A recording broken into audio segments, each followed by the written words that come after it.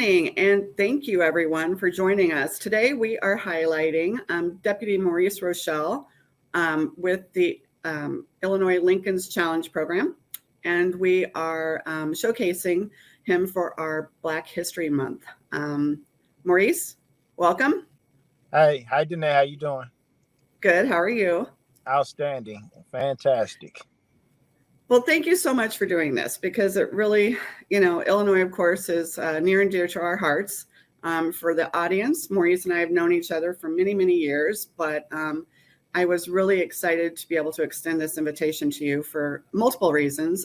First of all, you're now the Deputy Director for the Illinois Lincoln's Challenge, which is a great program, and I'm going to give you some time to talk about that. But you're also a retired colonel from the Illinois National Guard, and as I mentioned to Danielle earlier before we started today, I've known you longer than I've known my dad and more than half of my lifetime. So thank you for doing this. But I can't wait to share your story about Black History Month. This is an honor and a privilege to do this. And you're a family, Danette, so I'll do anything for family. Yeah. Well, You and Marie are definitely the best people that we know in our family. So.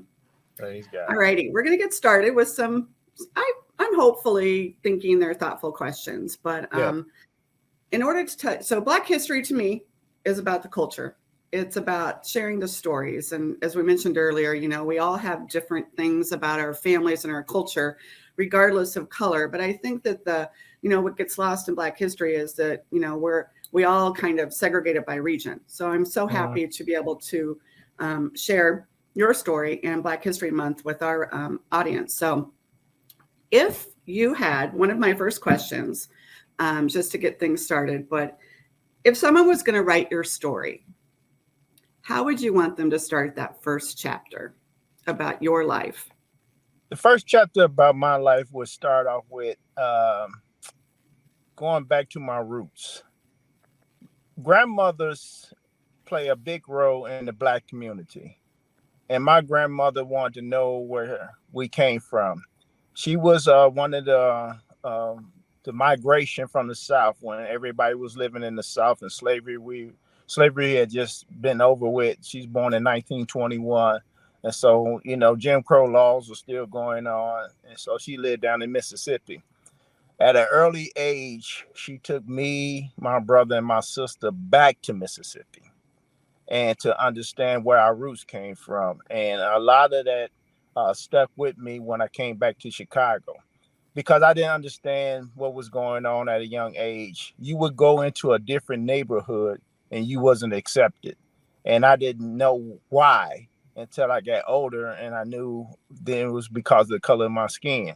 And even today, the city of Chicago, where I grew up in, is still checkerboard city, and that's what I call it. It's segregated by the different neighborhoods. You walk into one neighborhood, it might be all this Hispanic. You walk into another neighborhood, it might be all Asian. And so Chicago's still like that. We got some bleeding lines in some cases where people are starting to be diverse, but there's still not enough diversity in Chicago as far as blocks and communities. Everybody's still kind of segregated. So my early life, my chapter one would be going back to my roots, understanding who I am, and then trying to figure out why the world is the way it is. And that would be chapter one. Okay, that's great. So your grandma, she was a big part of your life. I know that. And you used to speak about her a lot. So what's your favorite memory, though, from grandma? Favorite memory from grandma, when I was about 3 years old, and I used to, I tell this story all the time. So we would go to grandmama's house almost every other weekend. She would have us over. So me, my brother, and my sister would go. My brother and sister would cry and want to go back home. They were younger, and I would stay. The only reason I stayed, had her son, my uncle, would come there and feed me a bunch of treats, popcorn and things like that. And back in the day, there was a guy called the Watermelon Man, and he would carry a cart down the street and sell fresh watermelon. So I used to get fresh watermelon. I would get all these treats from my uncle. But the greatest memory that I have from my grandmother today is I would hear her speaking in the kitchen. And my grandma had been divorced from my grandfather for a while, so she lived alone. And she would be speaking in this kitchen. I would be sleeping in this bed. And imagine I'm 3. And she had these double beds, with a box spring and a mattress. And then these big, huge beds, we had to climb on stools to get into them. So I used to sleep with her when I when I stayed with her. But I would hear her talking in the kitchen every morning. Every morning. I'm like, Grandma must be losing her mind because it's just me and her here. But my grandmother would talk to God every morning and talk to him as if he was right there in the kitchen. And one day I looked up and looked in the kitchen to see if he was there. And I said, who is Grandma talking to? And, she had that Southern accent to her speech, so she wouldn't call him master. She would call him massa. She said massa, massa, massa, and that's how she addressed God when she talked to him every morning. And to this day, my wife found out. So I get up every morning, have my devotion. I sit at the table, and my wife, walks in and she says, "You doing the same thing your grandmother did. You get in there and you talk to God every morning." And so I didn't know that and realize that until Marie told me I was doing the same things that my grandmother was doing. And so she was a big influence. She's the matriarch. She set me on a path that has developed me today and made me basically who I am today. Okay.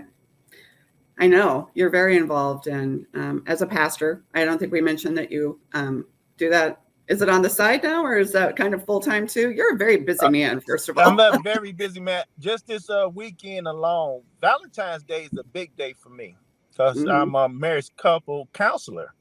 So everybody's talking about love on Valentine's Day. So I actually did a online sermon on the 12th, and then I did an interview talking about marriage and love. And my sermon on the 12th was talking about what is Valentine's Day and what does love have to do with it. And I did the history of Valentine, which was a Christian holiday before it became commercialized, because Saint Valentine was actually a clergyman. And then during the Roman Empire, he was the one that helped persecuted Christians until they martyred him. And so that's the story, and then became commercial. And now that's how we celebrate on the 14th, because that's when he was buried, February 14th. So do you think in the Black community, the church has a lot to do with the community togetherness? I mean, creating that sense of community that some households might not feel? Because I know it's been a huge influence in your life. Yes, the Black church has been amazing to the community. We feel disenfranchised, and so the upcoming here, and if you look at the history of the church, in the early beginnings, they tried to use the Bible against us during slavery, and then we had to start. Once we started reading and learning the Bible ourselves, many churches popped up to give the correct understanding, interpretation, and perception of the Bible. And so it's been our strength to understand our spirituality and who we are internally, which caused us to stand up and be stronger in the midst of the situations. And you know how hard it was during the civil rights movement, and our leaders who were there with us, they were the ones that were in the church. And if you saw the beginnings of civil rights, most of those meetings, most of those gatherings, most of those groups gathered in church. And so the Black church has been a big background for us. It's been our strength. It's been our backbone. It's been something that we can always run to. And it's been that way, and it's still that way right now. So it was a huge influence, but who as a child were your heroes? My heroes as a child. So my dad was a big Chicago Bear fan. So as soon as I was born, that's all I sat on his knees, and that's all I ever watched was the Chicago Bears. And one of my greatest heroes was Gale Sayers, who just passed away a couple of years ago. And I used to watch him play football. My dad talked about him all the time, and that's all I saw. Matter of fact, I just bought his jersey about a year ago when during his passing. And so I actually got to meet him in person. He came to General Jones Armory while I was the officer in charge, and he was looking for a place to start up an afternoon program where he could bring kids that didn't have the abilities to have computers. He wanted to bring them into a place so they can sit down at computers and have that opportunity to learn computers. So I met him face to face because he thought General Jones would be a great place. And when I saw him, I was excited. I said, I wish my dad was here because he loves you and I love you. He was just so excited. So yeah, Gale Sayers was my early childhood hero. Well, we have more in common because, he was a Kansas Jayhawk football player. Yes, he was. And he came to dinner one night. I was 9. My dad was very involved in the football, the JCs and everything. It's a college town and stuff like that. So he'd had a bunch, they'd had a bunch of football players over for dinner. Of course, I didn't care at the time because, I'm a young girl and didn't really think about football. We went to the KU football games to see our friends. And because mom and dad went every weekend, they used to have what they called the cup section. But yeah, he was, and I saw him again in the 90s when he opened up his electronics firm out there in Bolingbrook. And we got to, I walked up to him and said, "You probably don't know me. I was 9 years old." And he goes, "You're so familiar." And I'm like, "Yeah, well, Lawrence, Kansas, so on and so forth and stuff." And it was kind of fun. He was a very generous person, but so he, and a very good football player. Yes, I don't think Kansas football's been the same since him.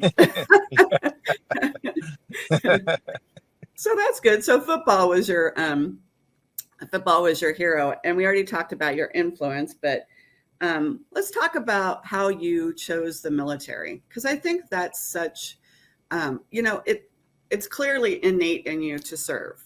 And I think that can be said about everybody who's in the military, even the families. I think, it's proven that, most of our veterans, people who joined the military had somebody in their family who was part of the military, right? Yes. It's very unusual to find somebody who didn't serve, whose family didn't serve, generations of serving, who, just decided to serve. But what made you join? So I was me and Marie get married at an early age. We get married at 19. We have a child, and it's just hard financially. We're at Western Illinois University. We started in our freshman year of college. I'm trying to figure out how to take care of my family, figure out how to pay the bills, how to go to tuition paid and everything. So I'm sitting at home one day, and the commercial comes on. Be all that you can be in your life in the Army. I said, I can't join the Army because I can't leave. And they said, join the Army National Guard. I said, Army National Guard. So I was like, what? So they have some place where you station, you can join here. Then they said, 100% tuition paid. I said, what? So this is the craziest thing I did. And then when I was married, I didn't know no better. I was a young husband. So I watched the commercial. Watch this. I went to the Yellow Pages phone book that's not in existence no more. Found the armory because Western Illinois is located in Macomb, Illinois. So I found the armory in Macomb, Illinois. Yes, and then I went down there without telling my new wife, my new bride, signed up, swore in, and joined the Guard so I could pay for college. And I came back and told her I'll be leaving in a couple of months for basic training. Talking about a mad woman. I kind of remember her telling this story at your retirement party, but she's been your partner all the way though. All the way. She may have been mad then, but she sure has. I mean, like I said, it wasn't a great event unless Marie was there for us to sit and talk with. So, well, but you joined as an enlisted. What made you? Yes, I did. And I know that, and we'll talk about this later, that it's not for everybody to become an officer. But what made you choose? Because I think it's critical and it's so important for younger people, especially in minority groups, to see leadership that is the same color, to see that there's a different road available to them. So what made you join as an officer? So when I made E5, there was a Captain Cherry, African-American captain. And he was a commander, and he realized that I had the education to become an officer. So he tracked me down. He says, "Why are you not an officer? You have a degree. You have a couple of degrees." I said, "Well, I don't want to be an officer because NCOs are the backbone of the Army. So I want to be a command sergeant major." He says, "But you have the education, and I believe you will make a great officer." So he pushed me to the point where he drove me to take the test, picked me up. I took the test, and he brought me back home. So that's when, and I just took the test thinking that, oh well. And it's two sides of the story to that.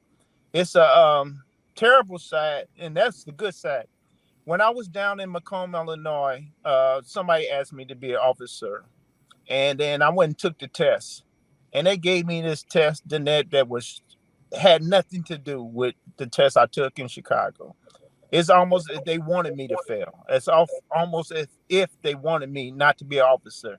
And I understand this. Down in Macomb, I was the only African American in that unit for a long period of time. A long period of time. One thing I did in Macomb that changed the culture, I went to Western Illinois University and I recruited African American soldiers myself. And I trained them myself to the point where in artillery, you want to be on the gun line. That's where you want to be. That's where you make your money. So I trained all of them to be proficient on the gun line. And so we had 6 guns in our battery, and the chiefs, the gunner and assistant gunner, who are most important positions on there, were all black on 4 other guns because I had trained them up to their proficiency. And so when I get back to the story with Captain Cherry, so he took me, I took the test, found out I passed the test, and then became an officer that way. He influenced me to become an officer, and he influenced me in the right way. So listening to your story, you think that's probably one of your most influential times as a leader, or do you think that that was just the beginning of your influence as a leader to recruit and bring in more Black service members? That was the beginning. That was the beginning. And once I realized my capability and the influence that I did start bringing to the organization, I started bringing more and more and more African Americans, females, Hispanics, just people of colors. I just started reaching and looking out for. So, going to ask the question. Yes, ma'am. Do you think there's a lack of Black leadership in the military? Yes, ma'am.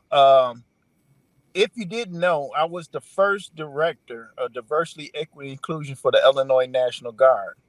And one of my researches, I wanted to find out why we don't have Black leadership at the top. Then after I did my data, Caucasian white males starting at the E5 rank, which is the NCO rank and the leadership rank, start getting promoted faster and more often than any other gender or ethnicity in the National Guard. And the higher you went up, the thinner, the more they got promoted, and the thinner everybody else got promoted. I looked at some numbers. In 1974, 74% of the military of E8 and E9 and 05 and above was 74% Caucasian male. Wow. 74% Caucasian male. And then I looked at 1984. It was 71%. 1994, 72%. So it never left the 70s.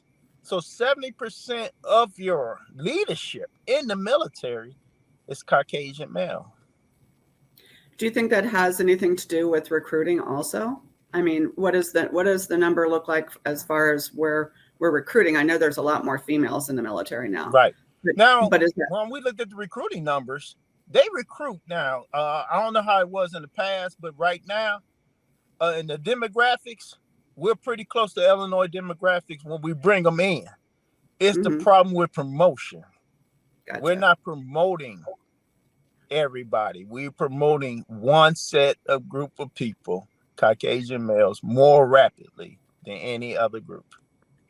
I know. I mean, General Boyd is the first Black general in the Illinois National Guard. So, do you Yes, think this is indicative of just the Guard, though, or is the military as a whole, across the whole mi- DoD? military across the Yeah. whole. It's been a systemic problem for a long period of time, ever since the executive order, when the segregation of the military stopped way back in 1946. And when that order, why do you have to write an order Right. when the whole everybody in the country is fighting for the same team, fighting for the Yeah. same, we fight for the same country, we fight for the same country. And I told one of the my officers, when we talking about Black History Month and the Constitution, I said, when was the Constitution written? And they told me the date. I said, the Constitution was written before slavery was over. So was the Constitution written for us? Was it really? I We know. had to add amendments to it, the 13th, 14th, and 15th Amendment to it.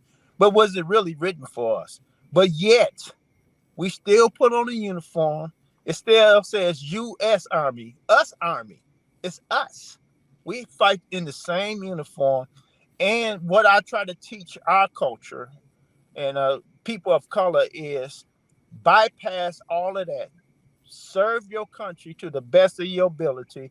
I know sometimes they have not accepted you for who you are, but you have to become bigger than that. You have to be better. And that's been my influence. A lot of them want to say they did this and they did this. And that's not a they, it's a us. US, the us. I get it. Sometimes it's going to be unfair treatment. Sometimes it's going to be injustice.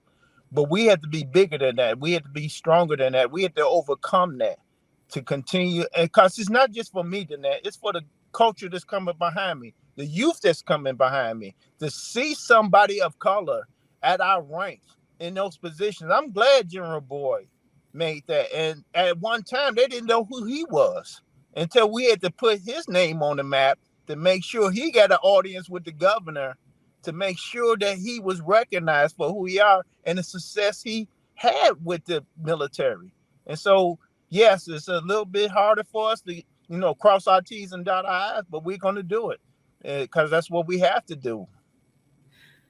Do you see things changing when you That's before you left? You had a mhm. lot. You had a lot to do with the diversity there. So, do you, from the upper echelon, take the states out of it and stuff? Do you think that the message now going forward with an Austin and a Williams and all of these high-ranking officers of color, do you think that their influence is having an impact so that you, at people in the state levels, can have that impact as well?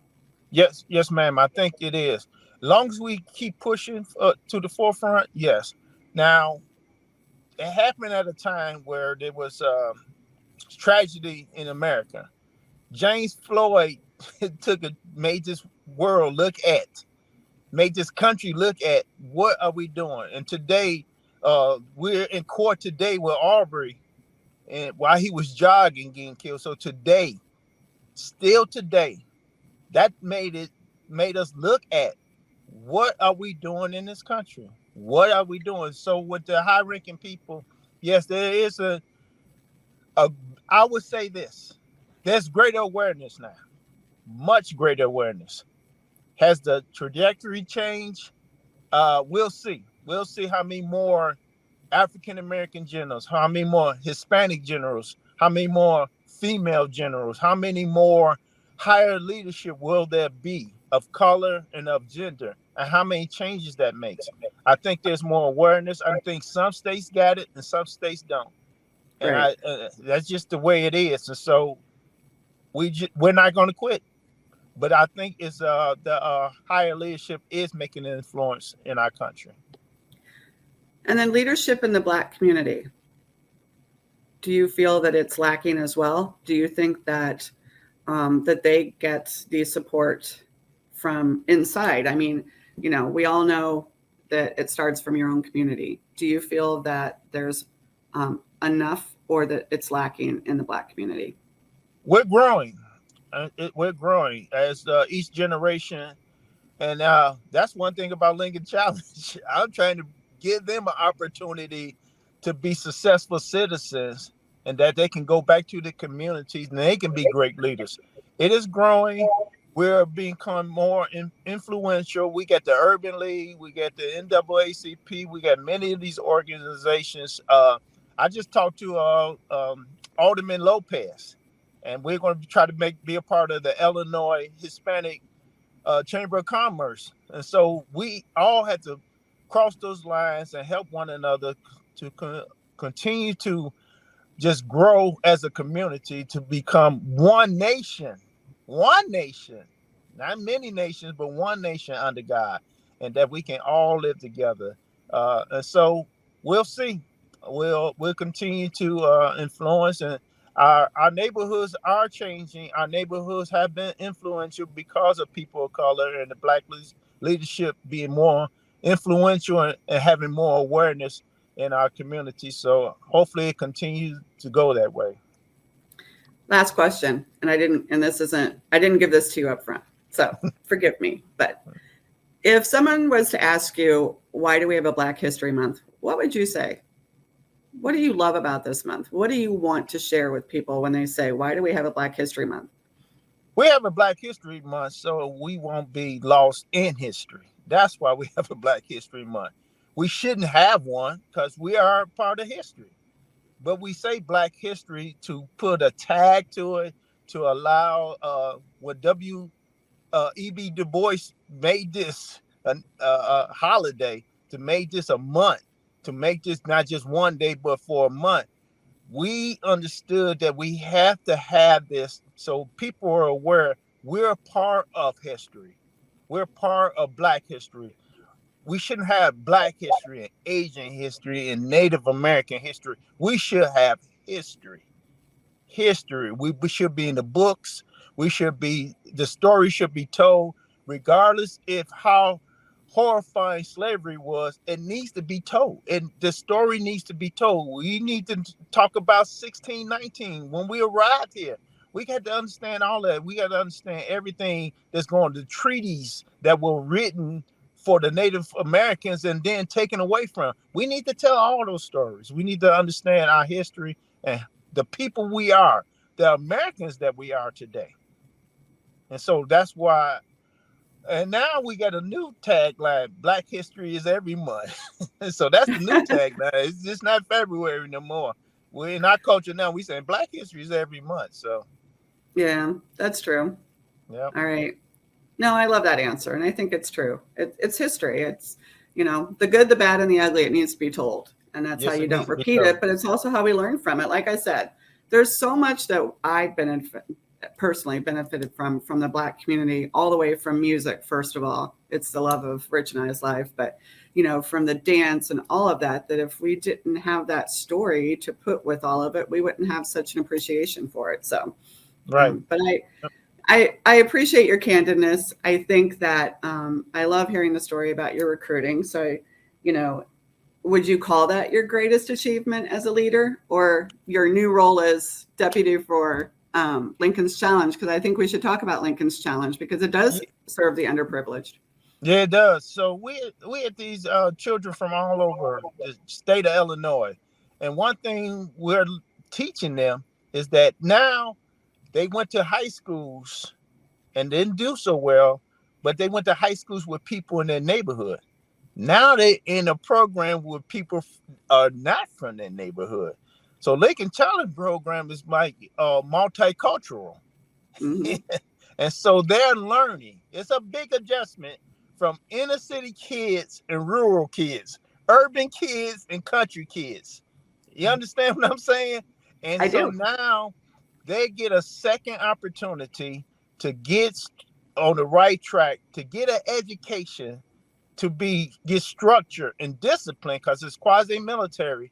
And I believe these youth that come out of this program are much stronger, wiser, because they have a military structural life coping mechanisms that they didn't get when they was in school. All this, while they was in school, they was just going back and forth to class. And depending on the environment they came from, the environment can influence them.